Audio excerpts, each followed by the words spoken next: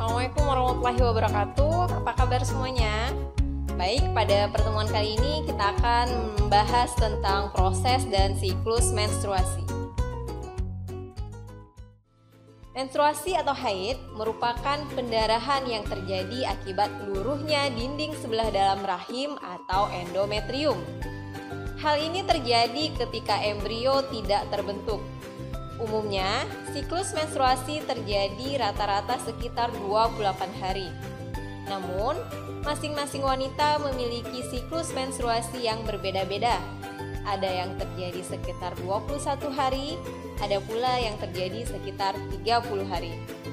Siklus menstruasi dikendalikan oleh hormon-hormon reproduksi yang dihasilkan oleh hipotalamus, hipofisis, dan ovarium. Ada 4 fase pada siklus menstruasi. Yang pertama, fase menstruasi. Yang kedua, fase praovulasi. Yang ketiga, fase ovulasi. Dan yang keempat, fase pasca ovulasi. Fase menstruasi terjadi jika ovum tidak dibuahi sperma, sehingga korpus luteum menghentikan produksi hormon estrogen dan progesteron. Turunnya kadar estrogen dan progesteron menyebabkan lepasnya ovum dari endometrium yang disertai robek dan luruhnya endometrium, sehingga terjadi pendarahan. Fase ini berlangsung kurang lebih sekitar 5 hari. Yang kedua ada fase praovulasi. Fase ini disebut juga dengan fase poliferasi. Pada fase ini, hipotalamus akan memacu hipofise untuk mengeluarkan FSH, yaitu hormon yang memacu pematangan dan merangsang folikel untuk mengeluarkan hormon estrogen. Yang ketiga, ada fase ovulasi. Pada fase ini terjadi di hari ke-14, di mana terjadi peningkatan kadar estrogen yang menghambat pengeluaran FSH.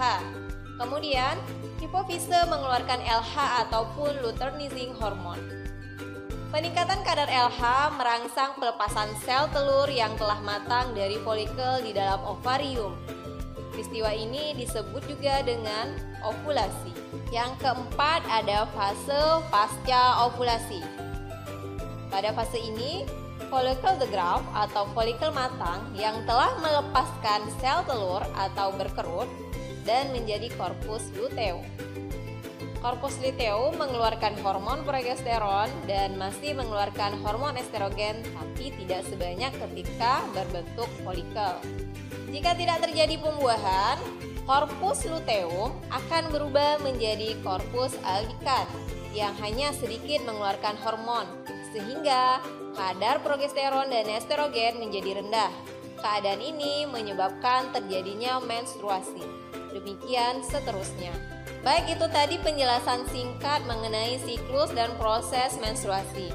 Demikian pertemuan kita pada hari ini. Semoga bisa dipahami. Kita bertemu di pertemuan berikutnya. Assalamualaikum warahmatullahi wabarakatuh.